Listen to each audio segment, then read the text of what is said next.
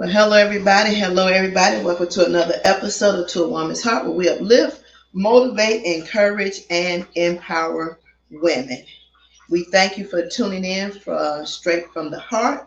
And so I want to do a little disclaimer. A couple of young ladies that's supposed to be with us on tonight was giving away food today, and so it extended a little bit further over. So they was extremely tired, servicing the community, which I understand.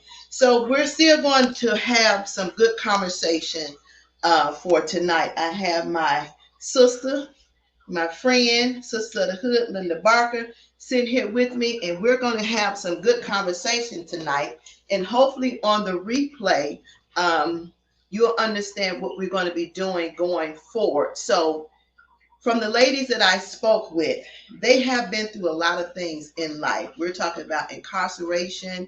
We're talking about having people working for you and cheating on you with your husband. We're talking about demeaning your character. We're talking about lies, deception, manipulation.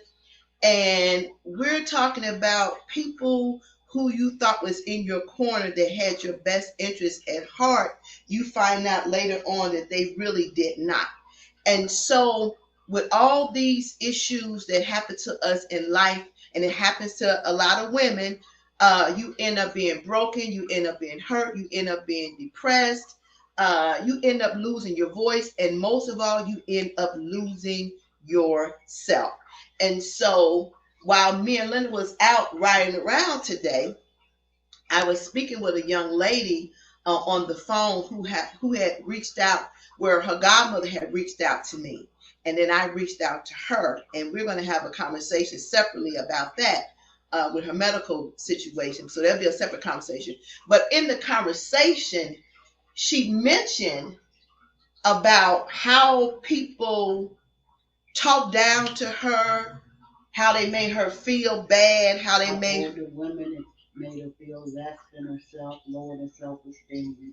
Yeah, how older women made her feel less than what she was, so it affected her self-esteem. So she kind of closed herself off to people, and she was saying to me, as she looked through the Facebook page and everything, she was saying how she needed the positivity, she needed the encouragement, she needed the motivation, and she appreciated that because she had been praying and she had disconnected herself a little bit from God. So we understand that circumstance and situation kind of separates us from things, correct? Correct. And so me and Linda, we was talking, and we were saying how cruel it is of anyone to make somebody feel less than themselves. Exactly. And so that's a big issue with us as women, making people feel less than themselves because of who they are or what they have attained financially, or if they have become married or whatever it may be. So we don't want to have anyone feel that way because we are a sisterhood. And like I was saying to the young lady, we see this displayed on TV, on reality shows where women can't get along, jealousy, the envy, the cutthroat that goes on, and this is not how we should be. And so, in our lives, as we learn better, we should do better.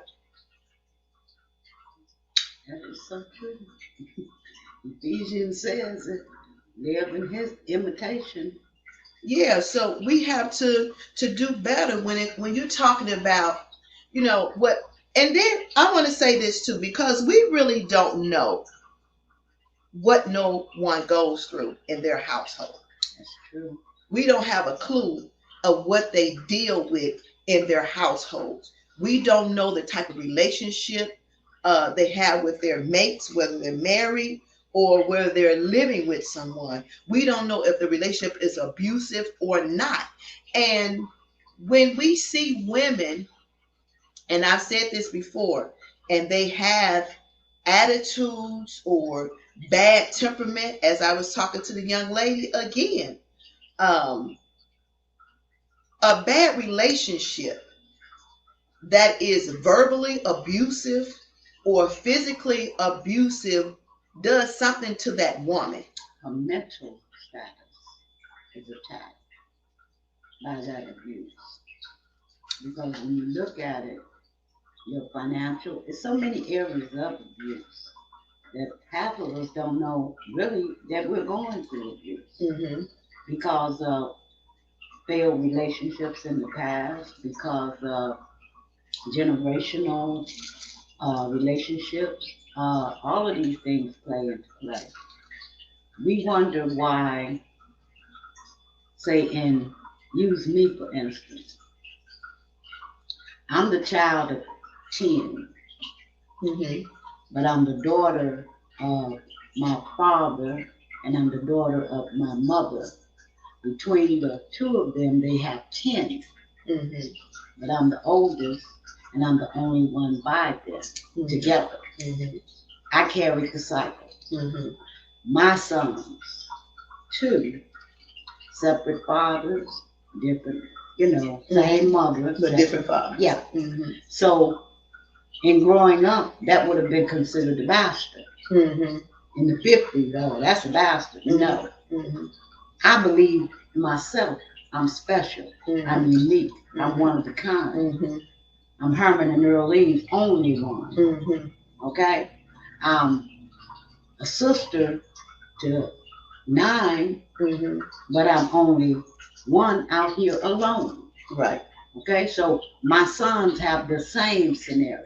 Mm-hmm. One of my sons has the same generation going on with him. Mm-hmm. Okay? Mm-hmm. Whereas he has one child and that child has another relative. Okay? Mm-hmm. That was mental abuse, but it was mental abuse because I allowed the generational curse to continue. Mm-hmm. So not knowing in my younger years what I was doing, I thought I was doing something smart. Okay? Mentally, I was tearing myself down. It wasn't that people were looking at me as special, or looking at me as different, Mm-hmm. but it was within myself that made me feel different and special. Mm-hmm. Knowing that I have 9 sisters and brothers, 4 on one side, 5 on the other. Okay? Mm-hmm. So that made me unique in that area. Mm-hmm. So there was no need for me to get a husband, Mm-hmm. in my opinion, because of the abuse women went through. Mm-hmm. A lot of women that are angry have gone through abuse. Mm-hmm. They've been torn down and they don't know how to rebuild themselves, let alone how to address it with their children. Mm-hmm. Same thing applies to the physical abuse. Mm-hmm. The average young man that's an abuser has seen it in his family. Mm-hmm.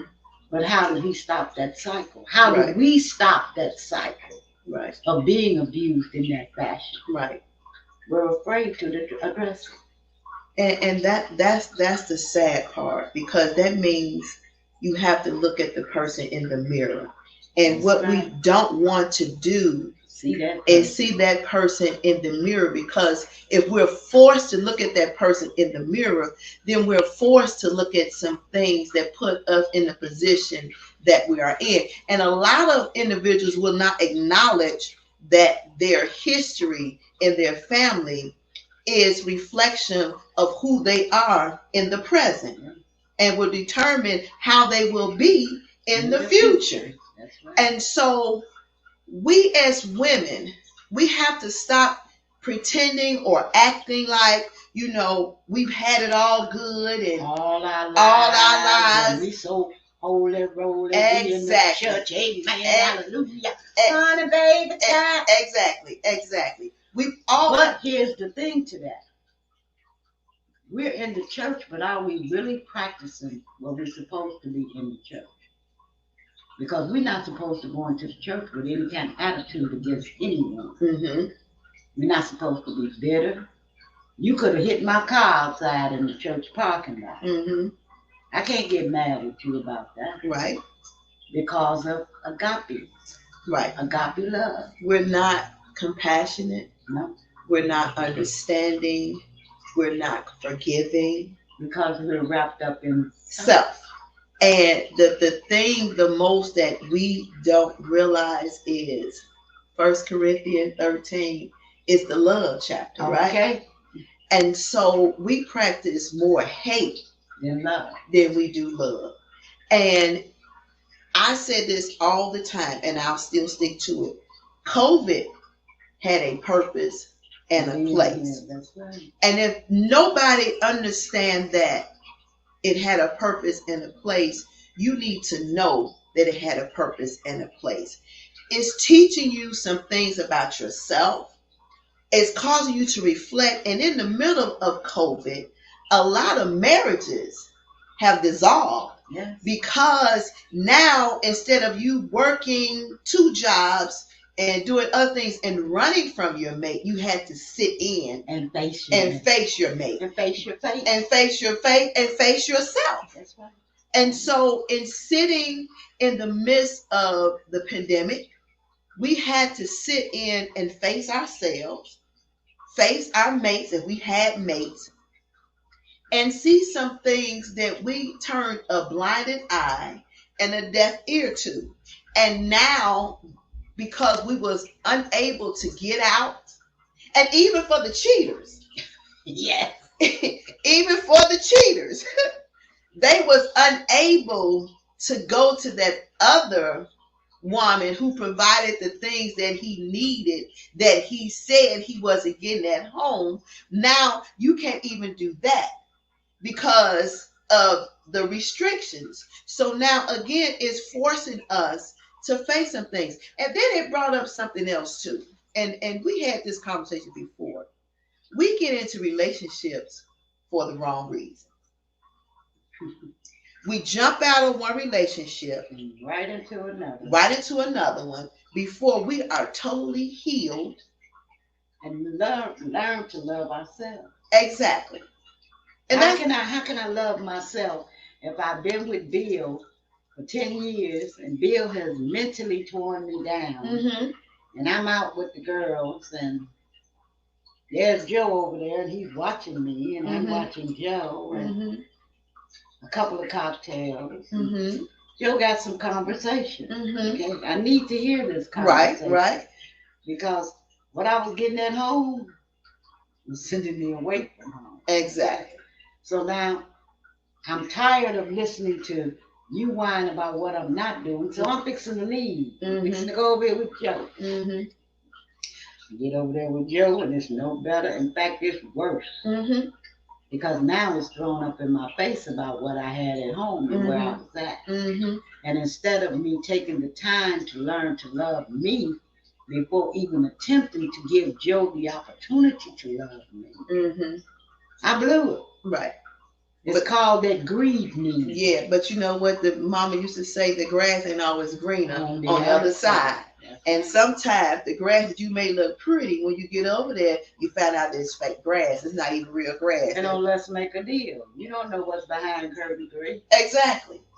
But you're going to take a chance on behind curtain 3 than to take that money out of that man's hand. But here's the thing. And you know, we hear this in movies, we hear this in talk shows, we hear this in conversation about women who's looking for a good man who does this and who does that. And then when you find him and you get him, you don't appreciate him. You don't know what to do with him. Exactly. Because you just seen what somebody else got. And the biggest hang up we have is that television. We look at all of these lifestyles of the rich and famous, and we look at how the parties are. Girls, know one thing. Them houses that them women live in, they're not theirs. It's all a part of the plan. And that plan is to keep you stupid on where you should be. That's it. Yeah, but here's another thing too. And I think I mentioned this on the podcast. Women get into relationship whether it's legally binding by marriage or they're shacking up, right? And so the guy convinced them to go in a relationship. either with marriage, and we're not talking about people who's equally yoked. We're talking about unyoked individuals, getting married for the wrong reason, being in a relationship for the wrong reasons. And then you get in this relationship because of the status of the man and what he has presented to you. And then he either buys you a house, puts you in an apartment or a condo or townhouse, however you want it to be. He gets you the car. He makes sure you're taken care of. And you have nothing actuality because of your own, because everything that's been provided to you is in his name and not yours. But he loves me. Exactly. He loves me. Exactly. You don't know what you're talking about. Yes, he's a gambler. He used to gamble. He doesn't do that anymore. You saw him at the casino 2 weeks ago. But oh no, not my bill. My bill goes to church every Sunday. He did when he first started. But how many days did he go after? Right. 2 years in the marriage. Right. But we position ourselves to make people think one thing while we're trying to draw them in. And then once we draw them in, they end up being something else. But my other point to this is, especially with women who is married in a relationship, and I think I talked about this in one of my Wednesday Nuggets, talking about choose yourself. When women get married and they're in a household and they bought the house together, but you didn't have no say so. And you don't even know if your name is on the house, right? And so you having all these babies. And then when relationship dissolves, you find out you don't own anything, have no money in the bank, you don't have nothing. And so now the relationship dissolves. Now you stuck with 3, 4, 5, 6 kids. He's moving on. He don't want to be the father that he should be. He's left you in the house that you can't afford to pay for, or he left you in an apartment that your name is not on. So now you got to find somewhere for you and your kids to go. You'd have been in this relationship 10 and 20 years, and you have nothing to show for it. Nothing to fall back on.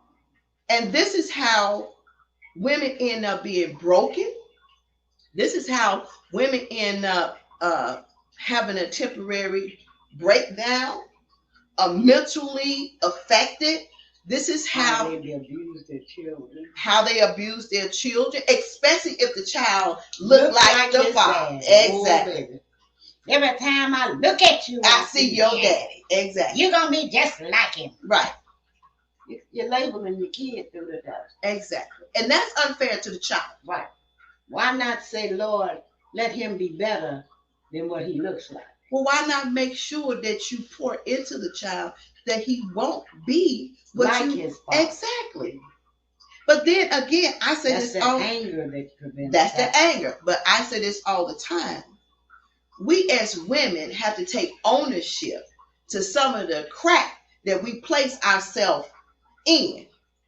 You should know what your do's and don'ts are. You should know what your expectations are, your requirements are. You should know what's beneficial to you for your relationship. We should not just accept anything. I said this.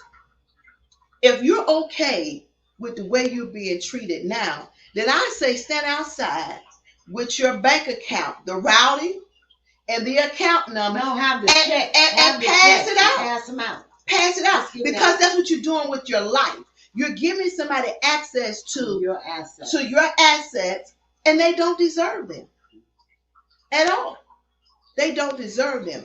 And so I hope that with this session, the series that we're about to do, that when we're talking about certain things, that we as women sit down and take a long, hard look at ourselves. Now, please don't get it twisted.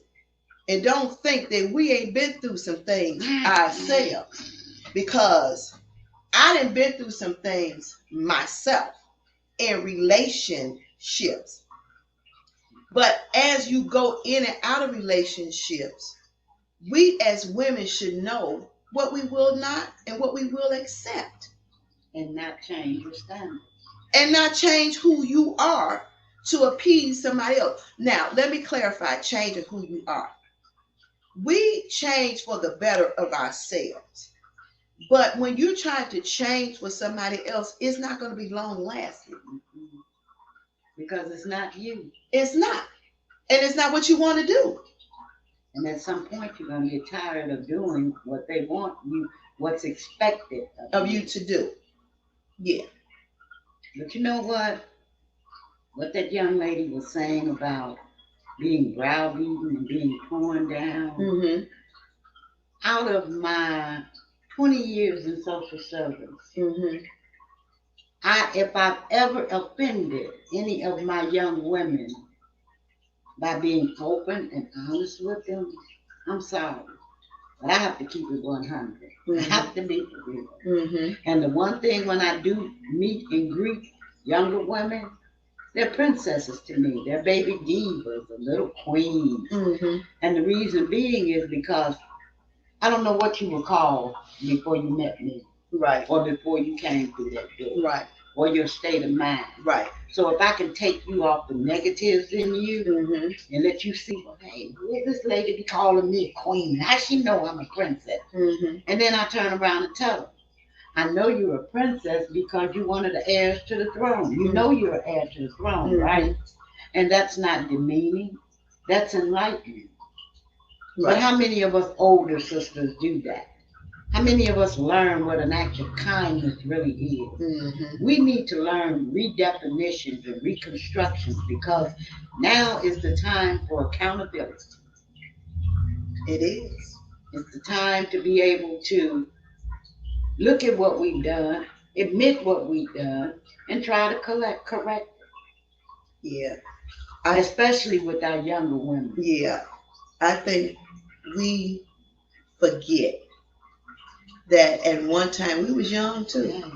Yeah. And just like somebody tried to tell us some things, we didn't listen. All the time they're not going to listen. But that don't mean they won't hear you, and it won't resonate later on.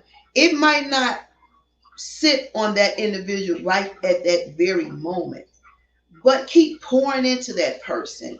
And I think a lot of women, especially our younger women today, if we would take the time to learn ourselves, teach about to learn themselves, pour into them, and not come off like, I'm perfect. I never done nothing in life. Oh, I was raised in the church. Yeah, I was raised in the church. My dad's a preacher. And I followed all the guidelines. I know everything, the Bible. And I know the Bible, but we are human beings.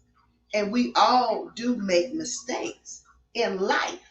But one thing stands out with me out the Bible. In it where he says, I'm not a Bible scholar. I'm not going to confess to it. I just know certain things that carry me through. Mm-hmm. And the one thing I do know, that he said, lean not to my understanding. Your own understanding. Mm-hmm. Put my trust where? In him.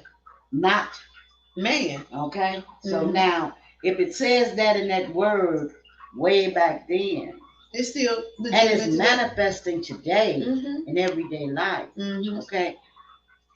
What don't we get? Sometimes we don't want to listen. Okay. Sometimes we hear, but we don't listen. See, people think that we have two ears on the side of our head just to sit there. The whole earrings. That's it. They think that's what they're there for. But your ears are for a purpose. It's to listen twice before you speak. Right. So if you learn how to listen and not just hear, we can make better decisions. We can have better responses, and we can get better understanding. But instead of us listening to hear and understand, we just hear it, deny it, okay, and ignore it. Okay. Yeah, that's exactly the look that you get. And it's like, who are you to tell me something? You don't know nothing, But keep in mind, I'm 70 years old. I've been here 70 years. Right. How many have you been? But also keep in mind, as you go through life, you experience something. Hey. And a lot of things is not just talk, A lot of things are actions and experiences. It is. And so, like I tell people, I can talk about me. I can be transparent about me. And in relationships, for me, in all my relationships, and I ain't had a lot, I'm not taking care of no man.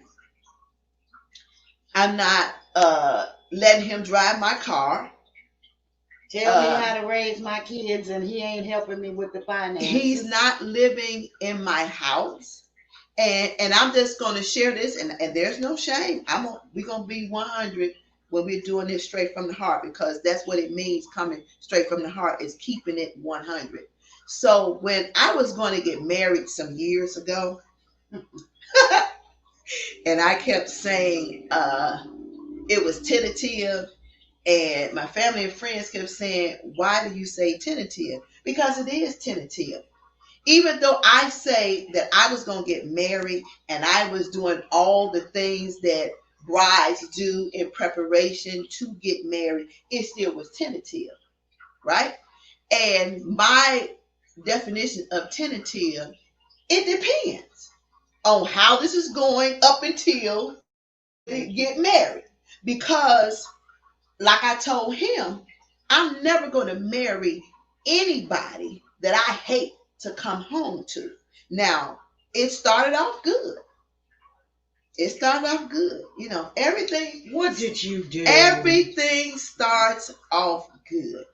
But when you start trying to dictate to me and tell me, when we get home, you're gonna lay all your bills on the table. I need to know all your bills. And at the time, I was staying in my parents' house, and I need my name on this house. You know, and the only reason we end up staying together, because he had his own apartment, because I was never a shacker.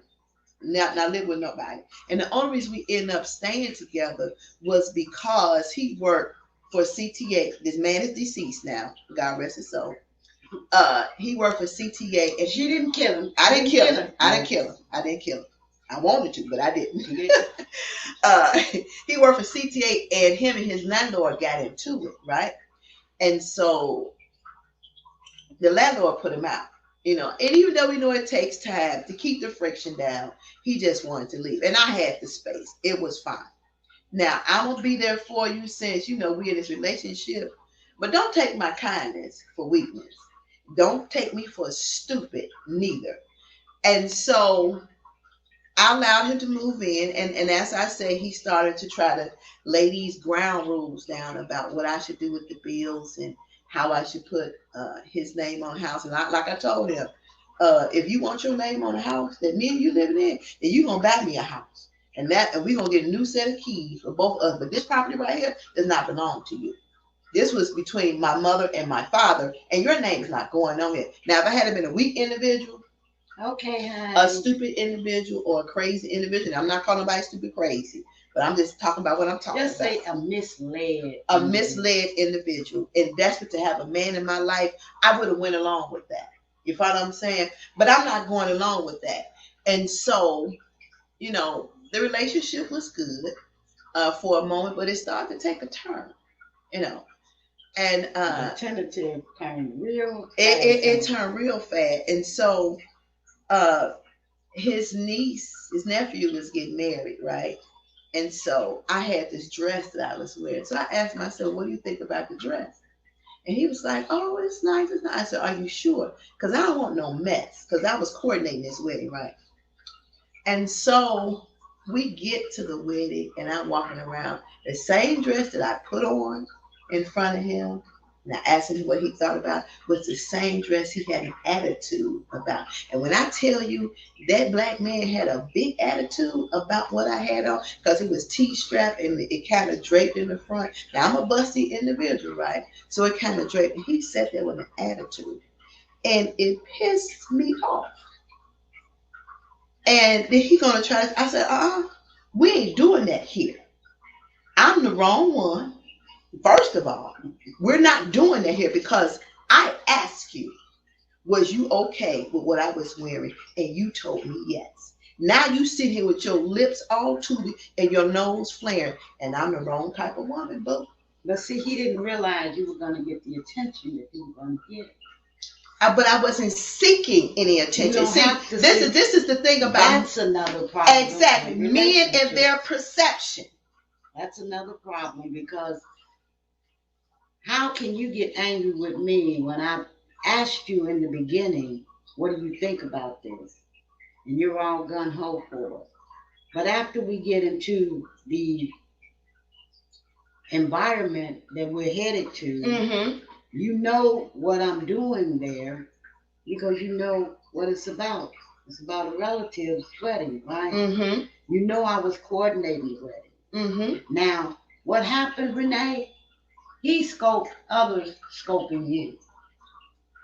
You weren't paying it any attention because you were there for one purpose. Exactly. But that after you were getting the eye attention, it brought about insecurities in his manhood. See? So instead of him saying, well, she asked me, what do I have to be afraid of? If I'm in this relationship and I'm sincere about it, I shouldn't have no fears about anybody or giving acclimates to the presence of my future wife. Well, he got the wrong. He had the wrong one. Yeah, he got the response that he wasn't expecting. I'm sure he did. And so I'm going to fast forward because, like I say, this is going to be straight from the heart, straight from the hip. It's going to be real. It's real and raw. And so fast forward, when we was going to counseling, he brought up a lot of stuff in counseling that was kind of minute to me, like me feeding my niece some shrimp. We went to the shrimp place down off of, what's the name of that shrimp place? Not on Canal. Goose Island. Okay.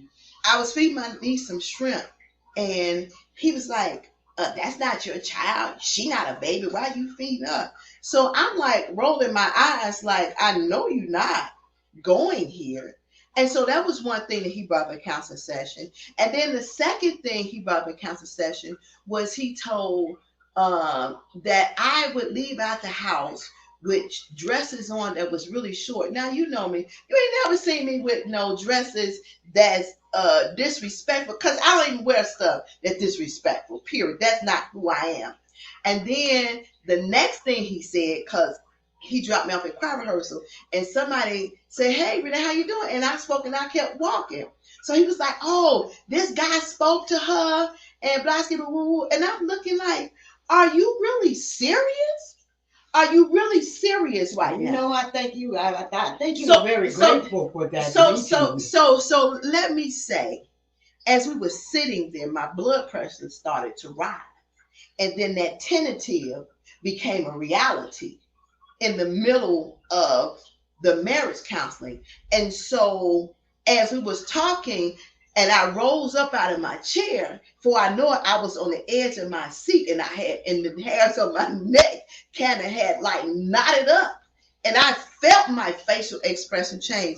And then I had to realize that I was sitting right in front of my pastor, right? Because I was about to snap, crackle, and pop, and I was about to let him have it. But then I realized I was sitting there, and I'm looking at this fool is jealous. I'm not doing this. So pastor was like, well, let's pray about it, and then let's reconvene. I said, no, I got one better for you. We ain't got to pray. Because this is a wrap. I'm not marrying nobody, and I mean nobody, with this kind of temperament and this kind of attitude. I wouldn't care if I was standing in front of at the church with the church full. I could have been fully dressed with wedding dress on, makeup, earrings, bouquet, what that head thing? That head thing that piece that go on your head, and everybody sitting there waiting. They could be like, Dr. Don. I'd have got up there and say, excuse me, everybody. This is a public service announcement. There would be no wedding here today. But we can have the party. But we can have the party. The reception is still on. You can take your gifts back and get your money. Thank you. And I appreciate you showing up. So when we left out the session, right, on the way home, he was heated. He was so mad he almost tried to kill us going home. He was speeding down Chicago Avenue. I think he must have been doing about 75 or 80. And I told him, go ahead and try it if you want to. Because I declare I'm the wrong one. So we get in the house. I said, you can make your phone calls, but make sure you tell the story. You tell the truth, the whole truth, and nothing but the truth. So help you God. So one day I went to work. I came home. He had moved out, took everything that he had bought me for With me. him. Yes. Even took the remote controls to my TV. Girl, quit. Now how You hear petty what I'm can a saying? nigga be? How petty? Then he had the nerve to call me. I said, did you left my house in disarray, and you took my remote control to my TV? I figured we can work out. We can work this relationship once I'm gone. I got my own place. You got your. I said, hell, and we can't fix it in here. It won't get fixed. This is a done deal. But I tell you, I don't care if in Mississippi, Alabama, Florida, Arkansas, wherever you at, bring me my remote controls to my television back. Now, if you that petty that what you have given me is you want to take, then you keep it, because it don't. I work. It doesn't validate. It don't bother me one bit. But I'm saying this to say to you ladies, look, understand me when I say, love yourself first. I love me. Love yourself. I love first. Peace of mind, and peace of mind and peace in your household. You can't pay for. You can't get for no dollars, no chicken ears. No, money can't buy that. It's up here.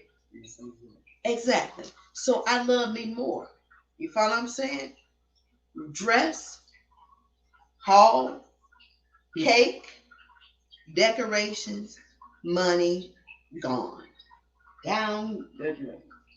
But I got my sanity and I got my peace of mind. Worth much more than all you like. Exactly. And I'm never in life gonna let anybody dictate to me what I should, can or cannot do, because a relationship is a partnership. It's not a dictatorship. It's not. You know, Renee, that's funny because a lot of people might say, we always knew Linda was crazy. But Linda never really looked for a marriage. Mm-hmm. Every marriage I saw was not meriting me getting involved in. Mm-hmm. I was a victim of watching my mother be abused. I even know my father was abusive. Mm-hmm. Okay? My uncles were abusive. So why would I want to get into that? I just wanted some kids like everybody else had. You might have had two, and I'm tired of always buying for your kids. And so I wanted my own. Right. Okay? Some of us are like that. Exactly. I don't need another party to validate who I am. Mm-hmm. I know who I am. But first I have to know whose I am. Exactly. I'm a child of the King Most High. Mm-hmm. I'm an heir to that throne. Mm-hmm. Okay? I have wealth above and a bond beyond what's here on earth. Mm-hmm. And my faith is what carries me. Amen.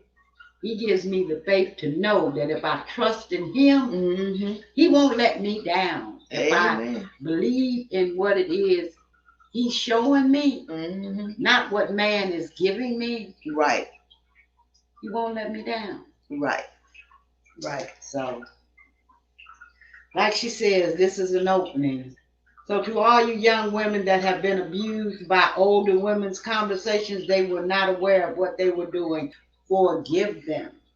The Bible say ask for forgiveness, okay? If you ask for forgiveness for what you've done, forgive them for what they've done.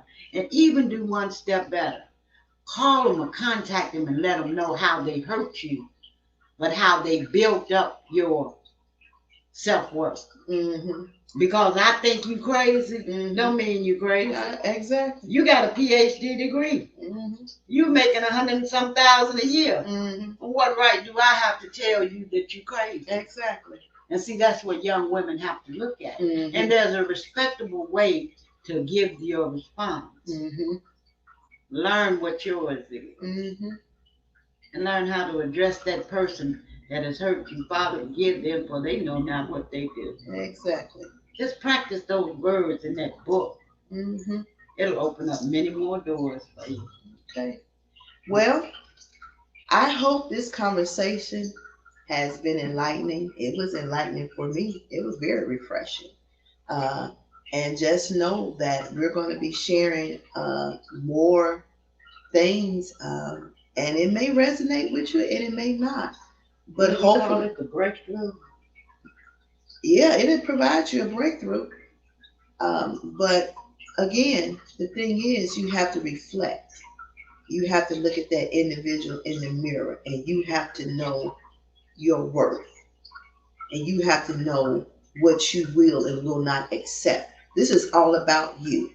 It's a self journey. It's not about anybody else, and it's not being mean, cruel, or evil to anybody. We have to learn what worked for us and what don't, and stop sitting in things that are totally unhealthy to us and put us in a bad mental state. Okay? Love yourself, ladies. Love yourself. Love yourself. All right. So that concludes another episode of To a Woman's Heart, where we uplift, motivate, encourage, and empower women. Make sure you all share, leave your comments. Let me know what you're thinking about what we talked about tonight. Let me know if you want to talk about something else. Be prepared next week, because we're going to go a little bit deeper and probably going to provide a little shock value in these conversations. But it's good because, we be living behind closed doors and secret life for so long. It's time for us to talk about some things so we can heal and we can be better.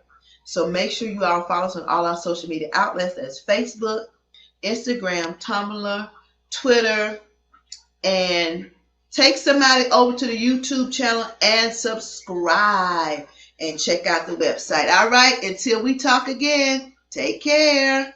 I don't know why these things are not working, but they're not. So anyway.